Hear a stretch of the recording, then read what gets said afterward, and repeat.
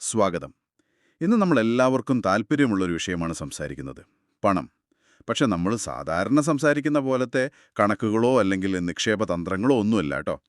കുറച്ചുകൂടി ഉം, ആഴത്തിൽ പണത്തെക്കുറിച്ചുള്ള നമ്മുടെ ചിന്തകൾ, നമ്മുടെ പെരുമാറ്റങ്ങൾ, വികാരങ്ങൾ, അതാണ് വിഷയം. മോർഗൻ ഹൗസൽ എഴുതിയ ദി സൈക്കോളജി ഓഫ് മണി എന്നൊരു പുസ്തകമുണ്ട്. അതിലെ പ്രധാന ആശയങ്ങളാണ് നമ്മളിന്ന് നോക്കുന്നത്. ആ ശരിയാണ്. ഒരു ബന്ധമുണ്ടല്ലോ. നിങ്ങളുടെ ശീലങ്ങൾ, ചിലപ്പോൾ ചില മുൻവിധികളുണ്ടാവാം. അതൊക്കെ ഒന്ന് മനസ്സിലാക്കാൻ സഹായിക്കുക. നമ്മൾ എന്തിനാണ് ചിലപ്പോഴൊക്കെ പണത്തിൻ്റെ കാര്യത്തിൽ എന്താ പറയാ വിചിത്രമായി പെരുമാറുന്നത്? ആ ഒരു മനഃശാസ്ത്രം മനസ്സിലാക്കിയാൽ കുറച്ചുകൂടി നല്ല തീരുമാനങ്ങൾ എടുക്കാൻ പറ്റുമോ? അതാണ് നമ്മൾ നോക്കുന്നത്. തീർച്ചയായും. പലരും കരുതുന്നത് എന്താന്ന് വെച്ചാൽ സാമ്പത്തിക വിജയം എന്ന് പറയുന്നത് നല്ല കണക്കറിയണം അല്ലെങ്കിൽ നിക്ഷേപത്തെക്കുറിച്ച് വലിയ അറിവുണ്ടാവണം, അങ്ങനെയൊക്കെയാണ്. പക്ഷേ ഹൗസൽ പറയുന്നത് എന്താന്ന് വെച്ചാൽ ഇത് ശരിക്കും ഒരു ഹാർഡ് സയൻസ് അല്ല. ഇതൊരു സോഫ്റ്റ് സ്കില്ലാണ്. അതായത് നിങ്ങളുടെ പെരുമാറ്റം, അതാണ് ഏറ്റവും പ്രധാനം, കണക്കുകൂട്ടലുകളെക്കാളും. അതെ അതെ, അത് വളരെ പ്രധാനപ്പെട്ട ഒരു പോയിന്റാണ്. നമ്മുടെ പെരുമാറ്റം. ചിലപ്പോൾ നമ്മൾ അത്ര ശ്രദ്ധിക്കാത്തൊരു കാര്യവും അതാണല്ലേ. അപ്പോൾ നമുക്ക് ഈ വിഷയത്തിലേക്ക് കുറച്ചുകൂടി ആഴത്തിലിറങ്ങിയാലോ? പണത്തെക്കുറിച്ചുള്ള നമ്മുടെ ചില ധാരണകളൊക്കെ ഒന്ന് പൊളിച്ചെഴുതാൻ തയ്യാറാണോ? തുടങ്ങാം. ശരി.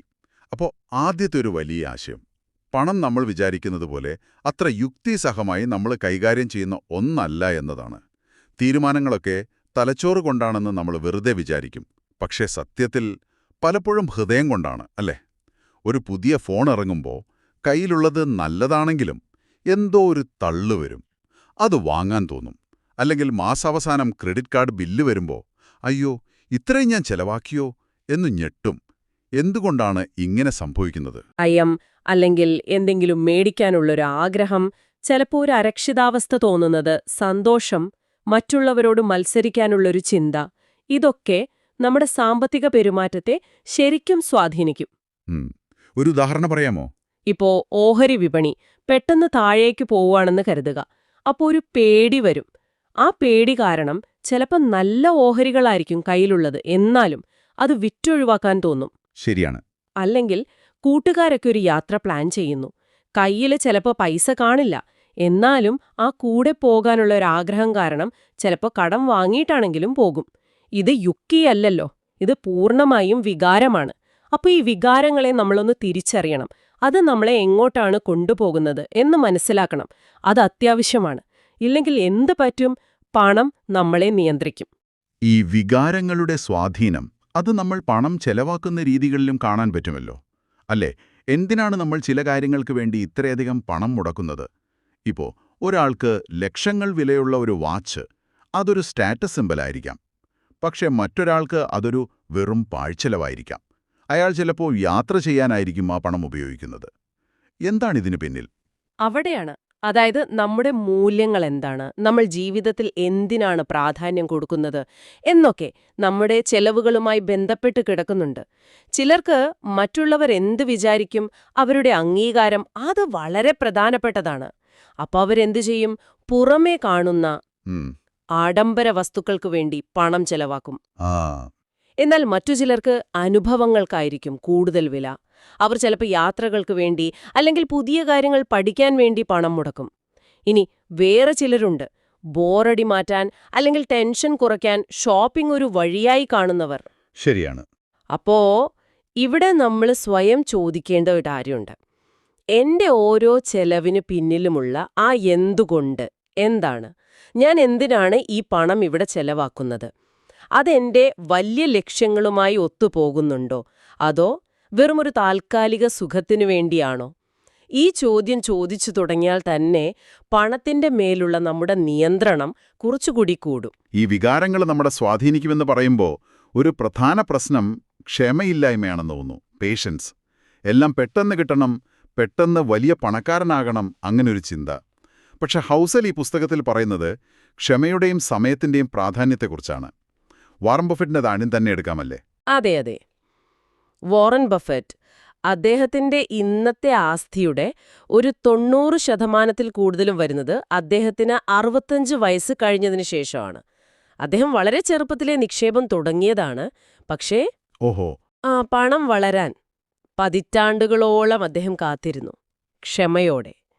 ഇതാണ് ശരിക്കും കോമ്പൗണ്ടിങ്ങിന്റെ ഒരു ശക്തി എന്ന് പറയുന്നത്. കോമ്പൗണ്ടിങ്. ചെറിയ തുകകളാണെങ്കിൽ പോലും ഒരുപാട് കാലത്തേക്ക് നമ്മൾ നിക്ഷേപിക്കുമ്പോൾ അത് വലിയ രീതിയിൽ വളരും.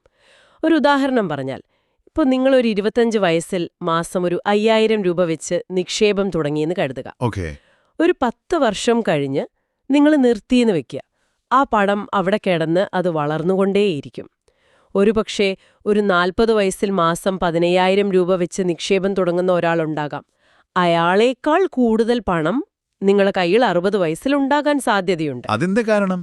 കാരണം നിങ്ങൾക്ക് കൂടുതൽ സമയം കിട്ടി. ആ പണത്തിന് വളരാൻ കൂടുതൽ സമയം കിട്ടി. അതാണ് കാര്യം. അപ്പോൾ ശരിക്കും പണമുണ്ടാക്കാനുള്ള ഒരു വലിയ രഹസ്യമെന്ന് പറയുന്നത് ഒരുപാട് പണം നിക്ഷേപിക്കുന്നതിനേക്കാൾ നേരത്തെ തുടങ്ങുക, എന്നിട്ട് കൂടുതൽ കാലം അത് തുടരുക. അതാണല്ലേ ഈ ദീർഘകാല ചിന്ത, ലോങ് ടേം തിങ്കിങ്. അതിന്റെ പ്രാധാന്യം വലുതാണ്. തീർച്ചയായും. സമ്പത്തുണ്ടാക്കുന്നത് ഒരു മാരത്തോൺ ഓടുന്നത് പോലെയാണ്. അതൊരു 100 മീറ്റർ ഓട്ടമല്ല. വിപണിയിലിപ്പോ ചെറിയൊരു ഉയർച്ച താഴ്ച കണ്ടു എന്ന് വെച്ച് പേടിക്കുകയോ അല്ലെങ്കിൽ പെട്ടെന്ന് ലാഭം കിട്ടിയെന്ന് വെച്ച് ഭയങ്കര ആവേശത്തിലാവുകയോ ചെയ്യരുത്. നമ്മുടെ ആ ഒരു ദീർഘകാല ലക്ഷ്യം എന്താണോ അതിൽ ഉറച്ചു നിൽക്കണം. ഇന്ന് നമ്മൾ അനുഭവിക്കുന്ന പല സാമ്പത്തിക ബുദ്ധിമുട്ടുകൾക്കും ഒരു കാരണം ഈ ഹ്രസ്വകാല ചിന്തയാണ്. അടുത്ത മാസം എന്തു ചെയ്യും എന്നതിനപ്പുറം ഒരു അടുത്ത 10 വർഷം ഞാൻ എവിടെ എത്തണം എന്ന് ചിന്തിച്ചാൽ നമ്മുടെ ഇന്നത്തെ തീരുമാനങ്ങൾ മാറും. ഈ ദീർഘകാല ചിന്ത ഇല്ലാത്തതുകൊണ്ടാണോ നമ്മൾ എപ്പോഴും മറ്റുള്ളവരെ നോക്കി താരതമ്യം ചെയ്യുന്നത്? സോഷ്യൽ മീഡിയ ഒക്കെ തുറന്നാല് കൂട്ടുകാരുടെ യാത്രകള്, പുതിയ കാറുകള്, വലിയ വീടുകള്, ഇതൊക്കെ കാണുമ്പോൾ ഒരു വിഷമം, എനിക്കൊന്നുമില്ലല്ലോ എന്നൊരു തോന്നല്. അത് വളരെ അപകടം പിടിച്ചൊരു കെണിയാണ്. കാരണം എന്താന്ന് വെച്ചാൽ നമ്മളീ കാണുന്നത് മറ്റുള്ളവരുടെ ജീവിതത്തിന്റെ ഒരു എഡിറ്റ് ചെയ്ത ഭംഗിയാക്കിയൊരു വേർഷൻ മാത്രമാണ്. ശരിയാണ്. ഹൗസിൽ തന്നെ ഒരു ഉദാഹരണം പറയുന്നുണ്ട്. നിങ്ങൾ റോഡിൽ നല്ലൊരു ഫെറാറി കാറ് കാണുന്നു വെക്കുക. നിങ്ങൾക്ക് ആ കാർ ഓടിക്കുന്ന ആളോട് ഭയങ്കര ആരാധന തോന്നും. എന്നാൽ ആ കാറ് ചിലപ്പോൾ വലിയ ലോൺ എടുത്തു വാങ്ങിയതായിരിക്കാം. അതിന്റെ EMI അടയ്ക്കാൻ അയാൾ ഒരുപാട് കഷ്ടപ്പെടുന്നുണ്ടാവാം. അതേസമയം സാധാരണ ഒരു കാർ ഓടിക്കുന്ന വേറൊരാള്, അയാൾക്കൊരു കടവുമില്ലായിരിക്കാം. അയാൾക്ക് സമാധാനമായി ജീവിക്കാൻ പറ്റുന്നുണ്ടാവാം. അപ്പോ ഇതിൽ ആരാണ് ശരിക്കും സമ്പന്നൻ? പുറമേ ഈ ആഡംബരം കാണിക്കുന്ന ആളാണോ, അതോ ഈ സാമ്പത്തിക സമ്മർദ്ദം ഒന്നുമില്ലാത്ത ആളാണോ? ശരിയാണ്.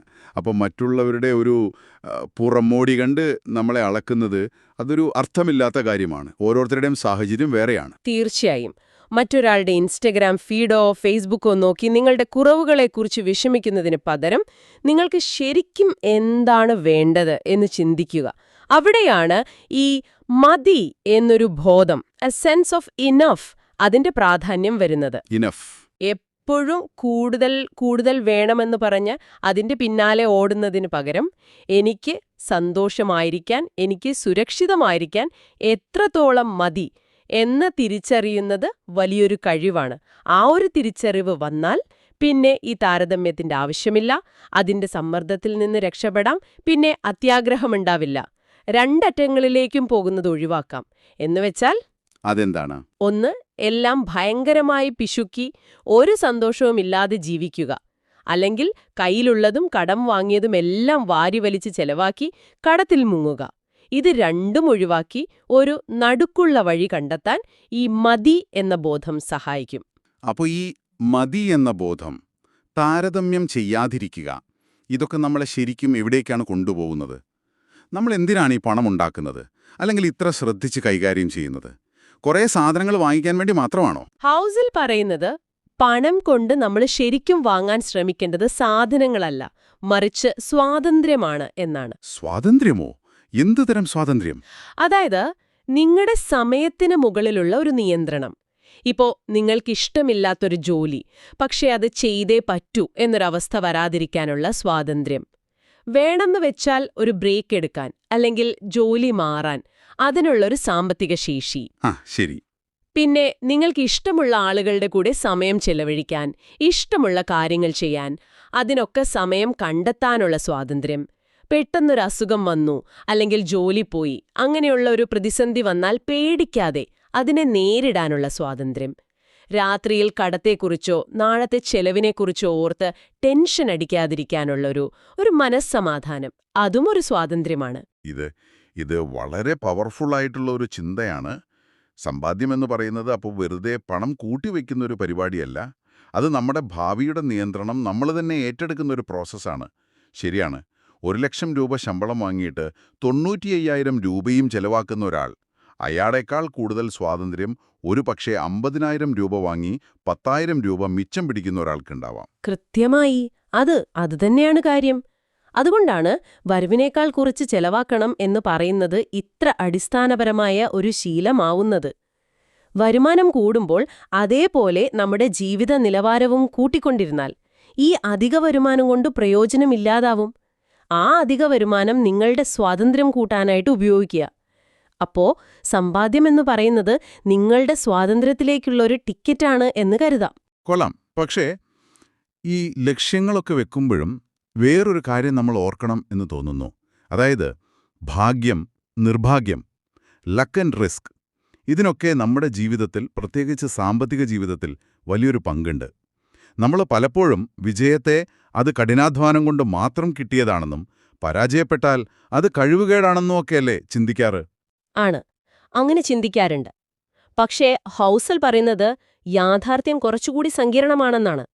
ഈ ഭാഗ്യവും നഷ്ടസാധ്യതയും, ലക്ക് ആൻഡ് റിസ്ക്, നമ്മൾ വിചാരിക്കുന്നതിനേക്കാൾ വലിയൊരു പങ്ക് നമ്മുടെ സാമ്പത്തിക കാര്യങ്ങളിൽ വഹിക്കുന്നുണ്ട്.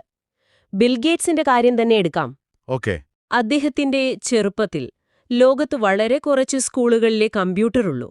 ആ സമയത്ത് അദ്ദേഹത്തിന്റെ സ്കൂളിൽ ഒരു കമ്പ്യൂട്ടർ ക്ലബ്ബ് തുടങ്ങാൻ പറ്റിയെന്നത് അതൊരു ഭാഗ്യമാണ്.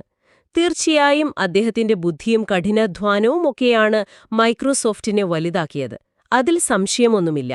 പക്ഷേ ആ തുടക്കം കിട്ടിയത് അതൊരു ഭാഗ്യത്തിന്റെ ഘടകം കൂടിയാണ്. ശരിയാണ്. അതുപോലെ വളരെ മിടുക്കനായ ഒരാൾ ഒരു ബിസിനസ് തുടങ്ങിയെന്ന് വെക്കുക. പക്ഷേ ആരും പ്രതീക്ഷിക്കാത്തൊരു സാമ്പത്തിക മാന്ദ്യം വന്നു, അല്ലെങ്കിൽ ഒരു വെള്ളപ്പൊക്കം വന്നു. അത് കാരണം ആ ബിസിനസ് പൂട്ടിപ്പോയി. അതയാളുടെ കഴിവുകേടാണോ? അല്ല, അത് നിർഭാഗ്യമാണ്. അതാണ് റിസ്ക്. അപ്പം ഇതിൽ നിന്ന് നമ്മൾ എന്താണ് മനസ്സിലാക്കേണ്ടത്? നമ്മൾ വിജയിച്ചാൽ ഭയങ്കരമായി അഹങ്കരിക്കരുതെന്നോ, അല്ലെങ്കിൽ പരാജയപ്പെട്ടാൽ സ്വയം പഴിക്കരുതെന്നോ, മറ്റുള്ളവരെ പെട്ടെന്ന് വിധിക്കരുതെന്നോ? അതെ. നമ്മുടെ വിജയത്തിൽ ഭാഗ്യത്തിനൊരു പങ്കുണ്ടെന്ന് മനസ്സിലാക്കുമ്പോൾ നമുക്കൊരു വിനയം വരും. അതുപോലെ മറ്റൊരാളുടെ പരാജയത്തിൽ ഒരുപക്ഷെ നിർഭാഗ്യത്തിനും പങ്കുണ്ടാവാം എന്ന് ചിന്തിച്ചാൽ നമുക്ക് അവരോട് കുറച്ചുകൂടി സഹാനുഭൂതി തോന്നും. ഇത് നമ്മുടെ നിക്ഷേപ തീരുമാനങ്ങളിലും പ്രധാനമാണ് കേട്ടോ. അതെങ്ങനെ? എനിക്കെല്ലാം അറിയാം, ഈ സ്റ്റോക്ക് എന്തായാലും മുകളിലോട്ട് പോകും എന്നൊക്കെയുള്ള ഒരു അമിത ആത്മവിശ്വാസം, ഓവർ കോൺഫിഡൻസ്, അത് അപകടമാണ്. കാരണം നമ്മൾ വിചാരിക്കാത്ത കാര്യങ്ങൾ എപ്പോ വേണമെങ്കിലും സംഭവിക്കാം. അതാണ് റിസ്ക്. അതുകൊണ്ട് എപ്പോഴും കുറച്ചൊരു എളിമയോടെ കാര്യങ്ങളെ കാണുക, നഷ്ടസാധ്യതകളുണ്ട് എന്ന് മനസ്സിലാക്കുക, നമ്മുടെ നിക്ഷേപങ്ങൾ അത് പലയിടത്തായി വിഭജിക്കുക, ഡൈവേഴ്സിഫൈ. ഇതൊക്കെ ഈ അനിശ്ചിതത്വത്തെ നേരിടാൻ നമ്മളെ സഹായിക്കും. അപ്പോ നമ്മൾ ഇതുവരെ സംസാരിച്ച കാര്യങ്ങൾ ഒന്ന് ഓർത്തു നോക്കിയാൽ, പണമെന്നത് വികാരങ്ങളുമായി ഒരുപാട് ബന്ധപ്പെട്ട് കിടക്കുന്നു. ക്ഷമ, ദീർഘകാല ചിന്ത, ഇതൊക്കെ വളരെ പ്രധാനമാണ്. മറ്റുള്ളവരെ നോക്കി താരതമ്യം ചെയ്യാതെ നമുക്ക് മതി എന്നൊരു ബോധം വരണം. പണത്തിന്റെ യഥാർത്ഥ ലക്ഷ്യം സ്വാതന്ത്ര്യം നേടുക എന്നതാണ്. പിന്നെ ഈ ഭാഗ്യവും നിർഭാഗ്യവുമൊക്കെ കളിയുടെ ഭാഗമാണ്. ഇതെല്ലാം കൂടി ചേർത്ത് വായിക്കുമ്പോൾ പണത്തോടുള്ള നമ്മുടെ ഒരു മനോഭാവം, അതിലെന്തോ ഒരു മാറ്റം വരേണ്ടതുണ്ടെന്ന് തോന്നുന്നു. പണം ഒരു ലക്ഷ്യമല്ല, അതിനപ്പുറം എന്തോ ആണ്. ശരിയാണ്. പണം എന്ന് പറയുന്നത് നമ്മുടെ ജീവിതത്തിലെ അവസാനത്തെ ലക്ഷ്യമല്ല. അതൊരു ഉപകരണം മാത്രമാണ്, ഒരു ടൂൾ. എന്തിനുള്ള ഉപകരണം? നിങ്ങൾ വിലമതിക്കുന്ന ഒരു ജീവിതം ഉണ്ടാക്കിയെടുക്കാൻ വേണ്ടിയുള്ള ഒരു ഉപകരണം. അത് ചിലർക്ക് സാമ്പത്തിക സുരക്ഷയായിരിക്കാം, വേറെ ചിലർക്ക് ലോകം മുഴുവൻ യാത്ര ചെയ്യാനുള്ള അവസരമായിരിക്കാം, മറ്റു ചിലർക്ക് അവർക്ക് ഇഷ്ടമുള്ള കാര്യങ്ങൾ പഠിക്കാനും ചെയ്യാനുമുള്ള ഒരു സാഹചര്യം ഉണ്ടാക്കുക എന്നതായിരിക്കാം, അല്ലെങ്കിൽ മറ്റുള്ളവരെ സഹായിക്കാൻ കഴിയുക എന്നതായിരിക്കാം. ഹൗസൽ പറയുന്ന വേറൊരു കാര്യമുണ്ട്. നമ്മൾ മറ്റുള്ളവർക്ക് വേണ്ടി പണം ചെലവഴിക്കുമ്പോൾ കിട്ടുന്ന സന്തോഷം, അത് പലപ്പോഴും നമുക്ക് വേണ്ടി തന്നെ ചെലവഴിക്കുമ്പോൾ കിട്ടുന്നതിനേക്കാൾ കൂടുതലായിരിക്കും. അത് രസകരമാണല്ലോ. അതെ. അപ്പൊ ആത്യന്തികമായി പണത്തെ ഒരു ലക്ഷ്യമായി കാണാതെ ഒരു ഉപകരണമായി കാണാൻ പഠിക്കുമ്പോൾ നിങ്ങളുടെ സ്വന്തം മൂല്യങ്ങൾക്കനുസരിച്ചുള്ള തീരുമാനങ്ങൾ എടുക്കാൻ പറ്റും. ഇതിന്റെ കൂടെ തന്നെ നമ്മൾ പണത്തെക്കുറിച്ച് നമ്മളോട് തന്നെ പറയുന്ന ചില കഥകളുണ്ടല്ലോ, അതുമൊന്ന് നോക്കുന്നത് നല്ലതാണെന്ന് തോന്നുന്നു, അല്ലേ? ഓ, പണം കൊണ്ടൊന്നും സന്തോഷം കിട്ടില്ല, അല്ലെങ്കിൽ ഞാനൊന്നും ഒരിക്കലും വലിയ പണക്കാരനാകാൻ പോകുന്നില്ല, ഈ പൈസയാണ് എല്ലാ പ്രശ്നത്തിനും കാരണം. ഇങ്ങനത്തെ ചില ചിന്തകൾ ഒരുപക്ഷേ നമ്മുടെ പിന്നോട്ട് വലിക്കുന്നുണ്ടാവാം. തീർച്ചയായും. നമ്മുടെ കുട്ടിക്കാലം, നമ്മൾ വളർന്നു വന്ന സാഹചര്യം, മാതാപിതാക്കളുടെ സാമ്പത്തിക ശീലങ്ങൾ, നമ്മുടെ സമൂഹം പറയുന്ന കാര്യങ്ങൾ, ഇതൊക്കെ ചേർന്നിട്ടാണ് ഈ പണത്തിന്റെ കഥകൾ നമ്മുടെ മനസ്സിലുണ്ടാകുന്നത്. പക്ഷേ ഈ കഥകളെല്ലാം എപ്പോഴും ശരിയായിരിക്കണമെന്നില്ല, അല്ലെങ്കിൽ നമുക്ക് ഉപകാരപ്രദമായിരിക്കണമെന്നില്ല. ഇതിൽ ഏതൊക്കെയാണ് നിങ്ങളെ സഹായിക്കുന്നത്, ഏതൊക്കെയാണ് നിങ്ങളെ പിന്നോട്ട് വലിക്കുന്നത് എന്ന് ഒന്ന് പരിശോധിക്കുന്നത് നല്ലതാണ്. ആവശ്യമെങ്കിൽ ആ കഥകൾ മാറ്റിയെഴുതാൻ നമ്മൾ തയ്യാറായാൽ പണവുമായുള്ള നമ്മുടെ ആ ഒരു ബന്ധം തന്നെ നമുക്ക് മെച്ചപ്പെടുത്താൻ പറ്റും. അപ്പോൾ ചുരുക്കത്തിൽ ദി സൈക്കോളജി ഓഫ് മണി എന്ന ഈ പുസ്തകത്തിൽ നിന്നുള്ള നമ്മുടെ ഈ ചർച്ചയുടെ ഒരു കാതൽ എന്താണ്? നമ്മുടെ സാമ്പത്തിക വിജയം എന്നത് നമ്മൾ എത്ര സമ്പാദിക്കുന്നു എന്നതിലോ അല്ലെങ്കിൽ നമുക്ക് എത്ര വിദ്യാഭ്യാസമുണ്ട് എന്നതിലോ അല്ല, മറിച്ച് നമ്മുടെ പെരുമാറ്റത്തിലും നമ്മുടെ ചിന്താഗതിയിലുമാണ് പ്രധാനം. അങ്ങനെയാണോ? അതെ, അത് തന്നെയാണ് പ്രധാനാശയം. ക്ഷമ, സ്ഥിരോത്സാഹം, ഒരു എളിമ, നമുക്ക് മതി എന്നൊരു തിരിച്ചറിവുണ്ടാവുന്നത്, പണത്തെ ഒരു ലക്ഷ്യമായി കാണാതെ ഒരു ഉപകരണമായി കാണാനുള്ള കഴിവ്, സ്വാതന്ത്ര്യത്തിന് മുൻഗണന കൊടുക്കുന്നത്, ഇതൊക്കെയാണ് ശരിക്കും ദീർഘകാലത്തേക്ക് ഒരു സാമ്പത്തിക സംതൃപ്തി കിട്ടാനുള്ള വഴികള്. ഇത് പെട്ടെന്ന് ഒരു ദിവസം കൊണ്ട് കിട്ടുന്ന കാര്യമല്ല കേട്ടോ. ഇതിന് നിരന്തരമായ ശ്രദ്ധയും കുറച്ച് പരിശ്രമവുമൊക്കെ വേണം. ഓർക്കേണ്ട ഒരു കാര്യം, നമ്മുടെ സാമ്പത്തിക ജീവിതം എന്ന് പറയുന്നത് വലിയ വലിയ സംഭവങ്ങളല്ല, മറിച്ച് നമ്മൾ ഓരോ ദിവസവും എടുക്കുന്ന ചെറിയ ചെറിയ തീരുമാനങ്ങൾ, അതിൻ്റെ എല്ലാം ഒരു ആകെത്തുകയാണ്. ഇന്ന് നിങ്ങൾ നിങ്ങളുടെ പണത്തെക്കുറിച്ച് എങ്ങനെ ചിന്തിക്കുന്നു, നാളെ നിങ്ങൾ ആ ചിന്ത വെച്ച് എങ്ങനെ പെരുമാറുന്നു, അതിലാണ് കാര്യം. ചെറിയ മാറ്റങ്ങളാണെങ്കിൽ പോലും സ്ഥിരമായി ചെയ്താൽ കാലക്രമേണ അത് വലിയ വ്യത്യാസങ്ങൾ ഉണ്ടാക്കും. അപ്പോ ഈ ചർച്ച നമ്മളിവിടെ അവസാനിപ്പിക്കുമ്പോൾ നിങ്ങൾക്ക് സ്വന്തമായി ഒന്ന് ചിന്തിക്കാൻ വേണ്ടി ഒരു ചോദ്യം തരാം. നിങ്ങളുടെ ഭൂതകാലം, അതായത് നിങ്ങൾ വളർന്നു വന്ന സാഹചര്യങ്ങൾ, നിങ്ങളുടെ ജീവിതത്തിലെ അനുഭവങ്ങൾ, അതൊക്കെ ഇന്ന് പണത്തെക്കുറിച്ചുള്ള നിങ്ങളുടെ ചിന്തകളെയും തീരുമാനങ്ങളെയും എങ്ങനെയാണ് സ്വാധീനിക്കുന്നത്? നിങ്ങൾ നിങ്ങളോട് തന്നെ പറയുന്ന ഏത് പണത്തിന്റെ കഥയാണ് ഒരുപക്ഷേ ഈ ചർച്ച കേട്ടതിന് ശേഷം ഒന്ന് പുനഃപരിശോധിക്കേണ്ടതായി നിങ്ങൾക്ക് തോന്നുന്നത്? ഈ ചോദ്യങ്ങൾ നിങ്ങൾ സ്വയം ചോദിക്കുമെന്ന് കരുതുന്നു. ഈ ആശയങ്ങൾ നിങ്ങളുടെ സാമ്പത്തിക യാത്രയിൽ ഒരു പുതിയ കാഴ്ചപ്പാട് നൽകട്ടെ. സമയം കിട്ടുകയാണെങ്കിൽ ദ സൈക്കോളജി ഓഫ് മണി എന്ന പുസ്തകം വായിക്കുകയോ അല്ലെങ്കിൽ ഇതിനെക്കുറിച്ച് കൂടുതൽ അറിയാൻ ശ്രമിക്കുകയോ ചെയ്യുക. പണത്തെക്കുറിച്ചുള്ള നിങ്ങളുടെ സ്വന്തം മനഃശാസ്ത്രത്തെക്കുറിച്ച് കൂടുതൽ മനസ്സിലാക്കാൻ ഇത് സഹായിക്കട്ടെ. എല്ലാവർക്കും നന്ദി.